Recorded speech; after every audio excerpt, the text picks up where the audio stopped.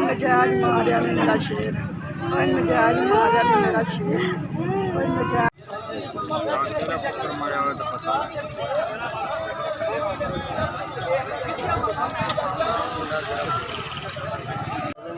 चुने जाने ने मुझे पीछा करन ना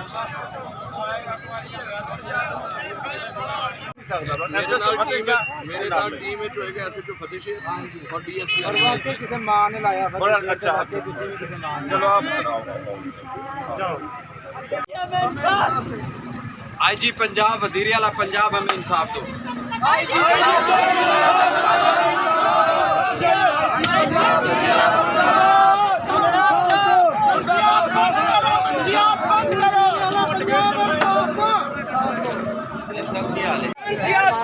बेगुनाह बंदे मार रहे हैं बेगुनाह कत्ल कर रहे हैं आए दिन पिंड च किथे ना किथे निकल के बंदा मार दिंदे ने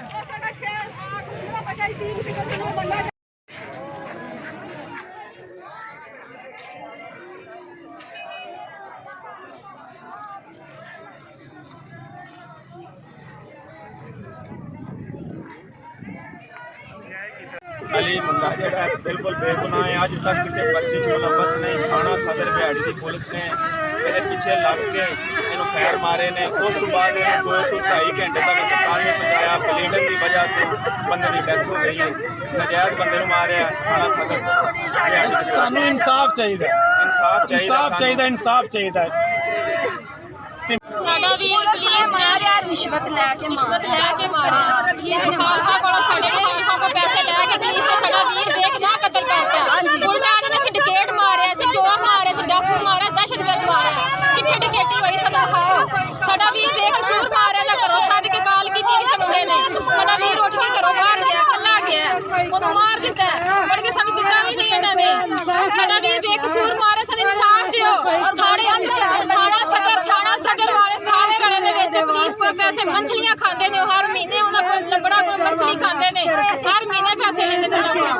वो किसान गाड़ी कुछ नहीं सकते जावा मेरा पुत्र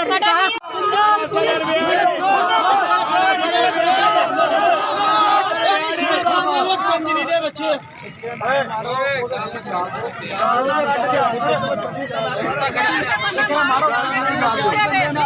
बंदा मार के लियाउने ज्यादा किथे वे कोई कर दे ये ला तू कोई कर दे या ला मेरे पुत्र के कातला सजा दे या ला मेरे बच्चे का छोटा पुत्र जिन्होंने यतीम कर छड़िया मेरे पुत्र का छोटा जिहा बच्चा जिन्होंने यतीम कर छड़िया इंसाफ चाहिए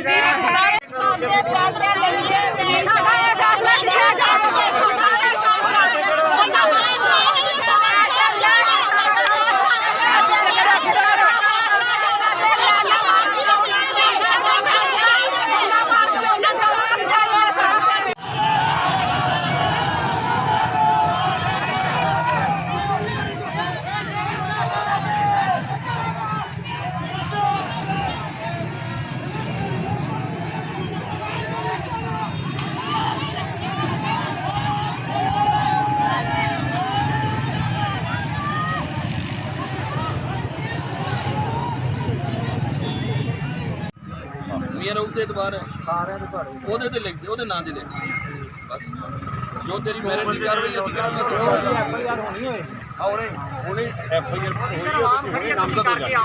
ਜਿਹੜਾ ਤੂੰ ਕਹੇਂਗਾ ਉਹਦੇ ਨਾਮਜ਼ਦ ਹੋ ਜਾਣਗੇ ਉਹਦੀ ਆਪਾਂ ਮਿਲ ਜੇਗੀ ਕਿ ਨਾਮਜ਼ਦ ਹੋ ਗਏ ਬੰਦੇ ਇਨਸ਼ਾਅੱਲਾ ਉਹਨੇ ਅਸੀਂ ਕੋਸ਼ਿਸ਼ ਕਰਕੇ ਜੋ ਉਹਨਾਂ ਨੂੰ ਜਿੱਥੋਂ ਵੀ ਹੈ ਉਹਨਾਂ ਨੂੰ ਟ੍ਰੇਸ ਕਰਕੇ ਅੰਦਰ ਦਵਾਂਗੇ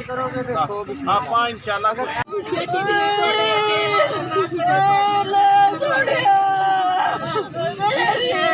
बच्चा तेनू ते पता है चोरी मेरे बच्चे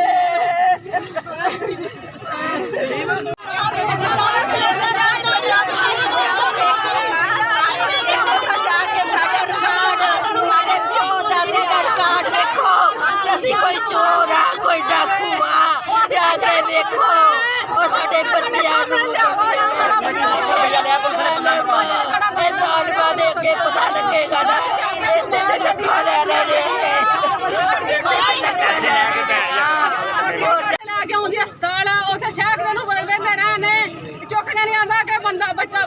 ਬਿਆਨ ਨਾ ਦੇ ਦੇਵੇ ਪੁਲਿਸ ਨੇ ਉੱਥੇ ਪਾਛੜਾ ਕੇ ਬੰਦਾ ਬਿਆਨ ਨਾ ਦੇ ਦੇਵੇ ਪੁਲਿਸ ਨੇ ਬੱਚਾ ਸਾਡਾ ਚੁੱਕਿਆ ਨਹੀਂ ਕਿ ਸਾਡੇ ਦਾ ਬਿਆਨ ਹੋ ਜਾਣਗੇ ਸਾਡਾ ਬੱਚਾ ਸਿਆਕਦਾ ਰਿਹਾ ਤਰਲੇ ਲੈਂਦਾ ਰਿਹਾ ਕਿਸੇ ਨੂੰ ਅੱਗੇ ਨਹੀਂ ਆਉਣ ਦਿੱਤਾ ਪੁਲਿਸ ਨੇ ਕਿਸੇ ਦੀ ਗੱਲ ਨਹੀਂ ਸੁਣੀ ਪੁਲਿਸ ਹੁਣ ਵੀ ਨਹੀਂ ਸਾਡੀ ਸੁਣਨੀ ਸਾਡੇ ਮੁੰਡੇ ਤੇ ਉਲਟਾ ਪਾਣ ਰਹੀ ਹੈ ਮੁਖਾਲਫਤ ਪਾਰਟੀ ਨਾਲ ਪੈਸੇ ਲੈ ਕੇ ਸਾਡੇ ਉੱਤੇ ਹੀ ਪਾਈ ਜਾਣ ਰਹੀ ਹੈ ਪੁਲਿਸ ਬੜੀ ਬਗੈਰਤ ਹੋ ਗਈ ਹੈ ਅਸੀਂ ਅੱਜ ਰੋਡ ਨਹੀਂ ਛੱਡਣਾ ਅਸੀਂ ਹੱਕ ਲੈਣਾ ਸਾਡਾ ਜਵਾਨ ਪੁੱਤਰ ਮਾਰਿਆ ਗਿਆ ਸਾਨੂੰ ਇਨਸਾਫ ਚਾਹੀਦਾ ਸਾਨੂੰ ਇਨਸਾਫ ਚਾਹੀਦਾ ਆ ਰਿਹਾ ਸੀ ਪਿੱਛੇ ਪੁਲਿਸ ਲੱਗੀ ਹੈ ਇਹਨਾਂ ਪੁਲ ਕੋਲ ਆ ਕੇ ਇਹਨੂੰ ਫੈਰ ਮਾਰੇ ਨੇ 21 WB ਦੀ ਹਦੂਦ ਚ ਆ ਕੇ ਉਹ ਆਪਣੇ ਘਰ ਆ ਰਿਹਾ ਸੀ ਉੱਥੇ 21 WB ਪੁਲ ਤੇ ਇਹਨੂੰ ਫੈਰ ਮਾਰੇ ਨੇ ਫੈਰ ਮਾਰਨ ਤੋਂ ਬਾਅਦ 2-2.5 ਘੰਟੇ ਇਹਨਾਂ ਨਾ ਕੋਈ ਐਂਬੂਲੈਂਸ ਮੰਗਾਈ ਨਾ ਗੱਲ ਨਾ ਬਾਤ ਕਿਸੇ ਬੰਦੇ ਨੂੰ ਵੇਖਣ ਨਹੀਂ ਦਿੱਤਾ ਹਸਪਤਾਲ ਜਿੰਨੀ ਦੇਰ ਉਹ ਜ਼ਿੰਦਾ ਰਿਹਾ ਕਿਸੇ ਨੂੰ ਉਹਦੇ ਕੋਲ ਨਹੀਂ ਜਾਣ ਦਿੱਤਾ ਧੱਕੇ ਮਾਰੇ ਨੇ ਜਦੋਂ ਉਹਦੀ ਡੈਥ ਹੋ ਗਈ ਹੈ ਉਸ ਵਕਤ ਉਹਨਾਂ ਕਿਹਾ ਜੀ ਇਹ ਬੰਦਾ ਤੁਹਾਡਾ ਇਹ ਮਰ ਗਿਆ ਜੀ ਇਹ ਨਚੋਰੀਆ ਇਹ ਡਕੇਟ ਹੈ ਇਹ ਉਹ ਹੈ ਲੇਕਿਨ ਅੱਜ ਤੱਕ ਕੋਈ ਨਾ ਕੋਈ ਪਰਚਾ ਹੈ ਨਾ ਕੋਈ ਗੱਲ ਹੈ ਨਾ ਬਾਤ ਹੈ ਮਾਰੇ ਇਹ ਥਾਣਾ ਸਦਰ ਪੁਲਿਸ ਦਿਹਾੜੀ ਨੇ